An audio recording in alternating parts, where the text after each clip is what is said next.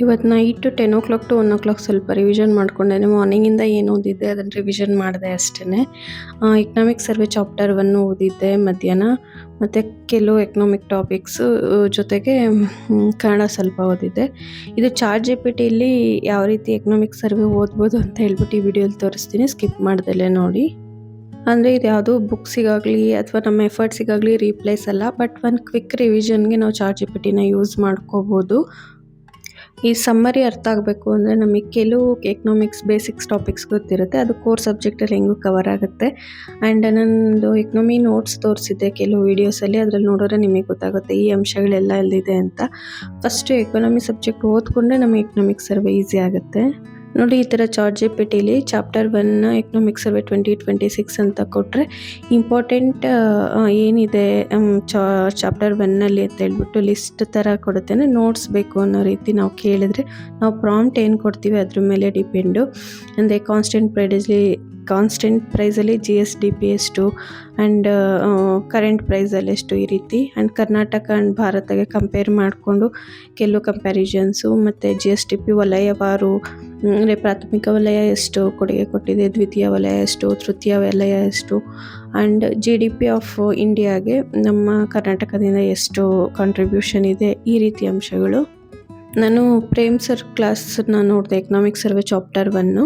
So ಅದರಿಂದನೇ first class ನೋಡಿ ಅರ್ಥ ಮಾಡಿಕೊಂಡು, ಆಲ್ಮೋಸ್ಟ್ ಅವ್ರದ್ದು 3 to 4 hours ಕ್ಲಾಸ್ ಇದೆ, ಯೂಟ್ಯೂಬಲ್ಲಿ ಅವೈಲೇಬಲ್ ಇದೆ. ಇದು ಪ್ರೇಮ್ಸ್ ಕ್ಲಾಸಸ್ ಅಂತನಾ ಅಥವಾ ಪ್ರೇಮ್ ಯಾನ IPS ಆಸ್ಪಿರೆಂಟ್ ಅಂತೇನೋ ಒಂದು ಯೂಟ್ಯೂಬ್ ಚಾನಲ್ ಇದೆ. ಅದರಲ್ಲಿ ಸರ್ ನಿನ್ನೆ ಅಪ್ಲೋಡ್ ಮಾಡಿದರು, ಅಂದರೆ ಲೈವ್ ಸೆಷನ್ ಮಾಡಿದರು. ಆ ಫುಲ್ ಕ್ಲಾಸ್ ಕಂಪ್ಲೀಟ್ ನೋಡಿ. ಆ್ಯಂಡ್ ಇದರಲ್ಲಿ ಬರೋಂಥ ಎಕನಾಮಿಕ್ಸ್ ಟರ್ಮ್ಸು ನನ್ನ ಎಕನಾಮಿಕ್ಸ್ ನೋಟ್ಸಲ್ಲೆಲ್ಲ ಇದೆ. ಆ್ಯಂಡ್ ಇದು ಆಲ್ರೆಡಿ ಓದಿದ್ದೆ. ಅಂದರೆ ಜಿ ಡಿ ಪಿ ಅಂದ್ರೇನು, ಸ್ಟೇಟ್ ರಿಲೇಟೆಡ್ ಅಂದ್ರೇನು, WPI ಅಂದ್ರೇನು, ಅದರಲ್ಲಿ ಏನು ಬರುತ್ತೆ, ಈ ರೀತಿ ಎಲ್ಲ ಬೇಸಿಕ್ಸ್ ಕಾನ್ಸೆಪ್ಟ್ಸು ಓದ್ಕೊಂಡಾದ್ಮೇಲೆ ಈ ಸಮ್ಮರಿ ನಮ್ಗೆ ಅರ್ಥ ಆಗುತ್ತೆ. ಸೊ ಇದೊಂಥರ ನನಗೆ ಯೂಸ್ಫುಲ್ ಅನ್ನಿಸ್ತು. ಅಂದರೆ ಮೋರ್ ಎಫರ್ಟ್ಸು ನೋಟ್ಸ್ ಮಾಡ್ಕೊಳ್ಳಿಕ್ಕೆ ಆಗ್ದಲೆ, ಆ ಟೈಮ್ ವೇಸ್ಟ್ ಮಾಡ್ದಲೆ ನಾವು ಈ ರೀತಿ ಸಮ್ಮರಿ ನೋಡಿಕೊಂಡು ಇದೇ ರೀತಿ ನೋಟ್ಸ್ ಮಾಡ್ಕೊಂಡು ಇಟ್ಕೊಂಡ್ರೆ ನೆಕ್ಸ್ಟ್ ಕ್ವಿಕ್ ರಿವಿಷನ್ಗೆ ಯೂಸ್ ಆಗುತ್ತೆ. ಜೊತೆಗೆ ಲಾಸ್ಟ್ ಮಿನಿಟಲ್ಲಿ ಹ್ಯಾಂಡಿ ಪಾಯಿಂಟ್ಸ್ ನಮ್ಮ ಕೈಲಿರುತ್ತೆ ಅನ್ನೋದಷ್ಟೇ. ಇದು ಇವತ್ತು ಆಲ್ಮೋಸ್ಟ್ ನಾನೊಂದು 4 to 5 ಟೈಮ್ಸ್ ರಿವಿಷನ್ ಮಾಡಿದೆ, ಮತ್ತೆ ಮರ್ತು ಹೋಗಬಾರ್ದು ಅಂತ. ಮತ್ತು ಅದ್ರ ರಿಲೇಟೆಡ್ ಈಗ ಚಾಪ್ಟರ್ 1ನಲ್ಲಿ KS ಅಲ್ಲಿ ಯಾವ ರೀತಿ ಕ್ವೆಶನ್ಸ್ ಬರ್ಬೋದು ಅಥವಾ KE ಯಾವ ರೀತಿ ಕೇಳ್ಬೋದು ಅಂತ ಹೇಳಿ ಅದನ್ನೇ ಕೇಳಿದ್ರೆ 50 to 100 ಕ್ವೆಶನ್ಸ್ ಅದನ್ನೇ ಫ್ರೇಮ್ ಮಾಡಿ ಕೊಡುತ್ತೆ.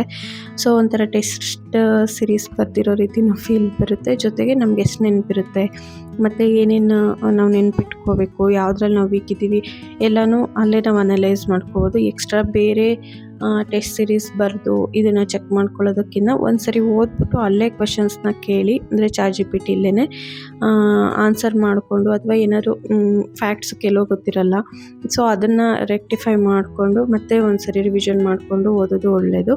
ಸೊ ನಾನು ಅದನ್ನೇ ಆ್ಯಕ್ಚುಲಿ ಇದು ಸರ್ ಕ್ಲಾಸಿಂದ ನೋಡಿ ನೋಟ್ಸ್ ಮಾಡ್ಕೊಂಡಿರೋದು. ಒಂದು ಸರಿ ನೋಡೋಣ ಚಾಟ್ ಜಿ ಪಿ ಟಿಲಿ ಯಾವ ರೀತಿ ಬರುತ್ತೆ, ಅಂದರೆ ಏನಾದ್ರು ಫ್ಯಾಕ್ಟ್ಸ್ ಏನಾದ್ರು ಚೇಂಜ್ ಮಾಡುತ್ತಾ ಏನು ಅಂತ ಹೇಳಿ ಚೆಕ್ ಮಾಡಿದಾಗ ನನಗೆ ಎಕ್ಸಾಕ್ಟ್ಲಿ ನಾನು ನೋಟ್ಸು ಏನು ಬರ್ಕೊಂಡಿದ್ನೋ ಅಷ್ಟು ಹವರ್ ಕ್ಲಾಸ್ ನೋಡಿ ಸೇಮ್ ಥಿಂಗ್ಸನ್ನೇ ಚಾಟ್ ಜಿ ಪಿ ಟಿ ಕೂಡ ನೋಟ್ಸ್ ಕೊಡ್ತು. ನಾನು ಇವನ್ ಫ್ಯಾಕ್ಟ್ಸ್ ಕೂಡ ರೀಚೆಕ್ ಮಾಡಿದೆ, ಯಾವುದಾದ್ರೂ ರಾಂಗ್ ಕೊಟ್ಟಿದೆಯಾ, ಅಂದರೆ ಈಗ ಡಿಸ್ಟಿಕ್ ವೈಸು, ಇಂಡಸ್ಟ್ರಿಯಲ್ ವೈಸು ಈ ರೀತಿ ಎಲ್ಲ ಮಾಡ್ಕೊಂಡ್ವಲ್ಲ, ಆ ಟೈಪಲ್ಲಿ ಏನಾದ್ರು ಫ್ಯಾಕ್ಟ್ಸ್ ಏನಾದ್ರು ರಾಂಗ್ ಇದೆಯಾ ಅಂತ ಕ್ರಾಸ್ ಚೆಕ್ ಮಾಡಿದೆ. Not even single point, even 5.05% ಈ ರೀತಿ 12.1% ಯಾವುದ್ರಲ್ಲೂ ಕೂಡ ಮಿಸ್ ಆಗಿಲ್ಲ, ಕರೆಕ್ಟು ಫ್ಯಾಕ್ಟ್ಸ್ ಕೊಟ್ಟಿದೆ. Not only in economics survey, ತುಂಬ ಸಬ್ಜೆಕ್ಟ್ಸಲ್ಲಿ ನಂಗೆ chat G P T help ಆಗ್ತಿದೆ. ಅಂದರೆ ನಾವೇನು ಕೇಳ್ತೀವಿ, ಯಾವ ರೀತಿ ಪ್ರಾಂಪ್ಟ್ ಕೊಡ್ತೀವಿ ಅದೇ ಮುಖ್ಯ ಇದರಲ್ಲಿ. ಕೆಲವು ಲೈಕ್ ಈಗ ಟೆಸ್ಟ್ ಸಿರೀಸ್ ಥರ ನಾನು chat G P T use ಮಾಡ್ಕೊತಿದ್ದೀನಿ. ಕೆಲವು ನನಗೇನಾದ್ರು ಅರ್ಥ ಆಗಲಿಲ್ಲ ಅಂದರೆ ಕೆಲವು ಟಾಪಿಕ್ಸು, ಅಂದರೆ ನನಗೆ WPI ಟಾಪಿಕ್ಕು ಸ್ವಲ್ಪ ಟ್ರಿಕ್ಕಿ ಅನ್ನಿಸ್ತು. ಅಂದರೆ ಕೋರ್ ಸಬ್ಜೆಕ್ಟಲ್ಲಿ ಓದ್ಬೇಕಾದ್ರೆ ಈಸಿ ಅನ್ನಿಸ್ತು. ಲೈಕ್ ಮುಂಚೆ ಬ್ಯಾಸ್ಕೆಟಲ್ಲಿ ಎಷ್ಟಿತ್ತು, ಇವಾಗ ಎಷ್ಟು ಚೇಂಜ್ ಮಾಡಿದ್ದಾರೆ, ಇದೆಲ್ಲ okay, facts okay. But economic ಸರ್ವೆಯಲ್ಲಿ WPI ವಿತ್ ಫ್ಯಾಕ್ಟ್ಸು ಇದನ್ನು ಓದ್ಬೇಕಾದ್ರೆ ನನಗೆ ಟಫ್ ಅನ್ನಿಸ್ತು. ಸೊ ಅದು ಆ ಟಾಪಿಕ್ ಓದೋ ಚಾಟ್ ಜಿ ಪಿ ಟಿಲೇ ನೋಡ್ಕೊಂಡೆ. ನಂದು ಇದು ಎಕನಾಮಿಕ್ ಸರ್ವೆ ಚಾಪ್ಟರ್ 1 ನೋಟ್ಸ್ ಇದು. ಸೊ ಡೈಲಿ ನಮಗೆ ಟೈಮ್ ಸಿಕ್ಕಿದಾಗೆಲ್ಲ ಒಂದು ಸರಿ ಇವ್ನು ನೋಡಿದ್ರೆ ಫ್ಯಾಕ್ಟ್ಸ್ ಮರ್ತೋಗಲ್ಲ. ಆ್ಯಂಡ್ ನಾನಿನ್ನೂ ಬಜೆಟ್ ಓದ್ಕೊಂಡಿಲ್ಲ. ಎಕನಾಮಿಕ್ ಸರ್ವೆ ಕಂಪ್ಲೀಟ್ ಆದಮೇಲೆ ಬಜೆಟ್ ಓದಬೇಕು.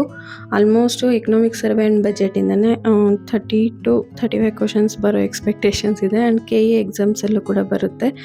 ಅರೌಂಡ್ 11:30 ಅಂದರೆ 11:20 ಹಂಗಾಗಿತ್ತು.